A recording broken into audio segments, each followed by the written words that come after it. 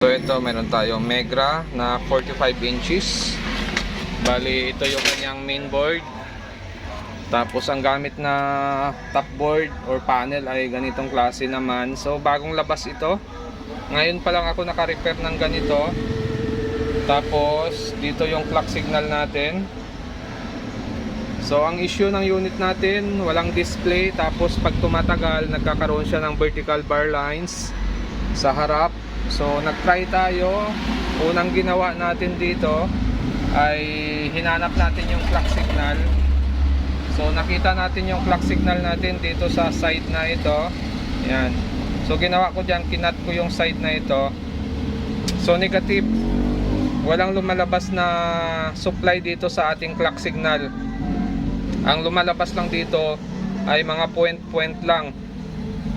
So ang supply dapat na lumabas dito ay nasa 8 volts. Lahat ng clock signal natin nasa 8 volts. Yan dapat ang lalabas diyan. So ngayon yan,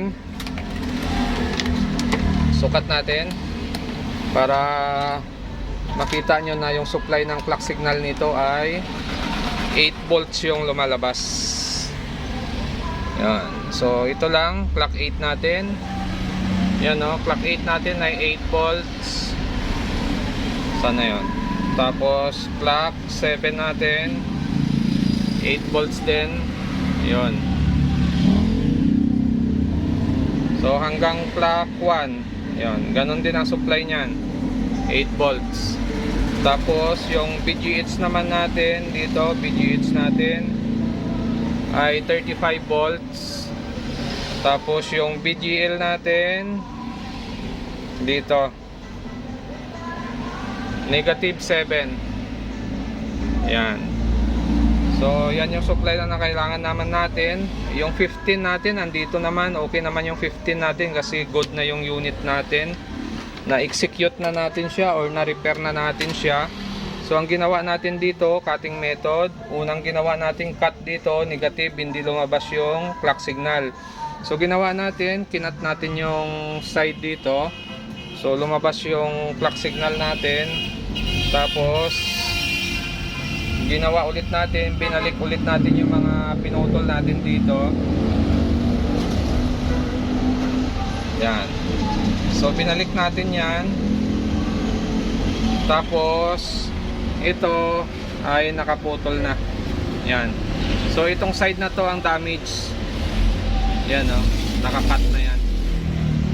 So nung ginawa natin yung ganitong setup ay nagkaroon na ng display. Yan. May picture na siya. Okay, so pwede pa ma-repair yung mga ganitong gamit na panel. At kung bago lang kayo sa aking channel, huwag kalimutan mag-subscribe. Sa mga nakapag-subscribe na ay maraming salamat sa inyo. So napapansin natin siguro na medyo madalang na lang tayo mag-upload dito sa YT. Kasi medyo busy din tayo sa trabaho. Tapos busy na rin tayo doon sa account natin sa kabila. Medyo madalas na tayo doon sa ating account sa FB. Kaya medyo madalang tayo dito. Pero mag-upload pa rin tayo dito. Kahit pa isa-isa lang. Pag nagkaroon tayo ng mga bagong trouble. Okay?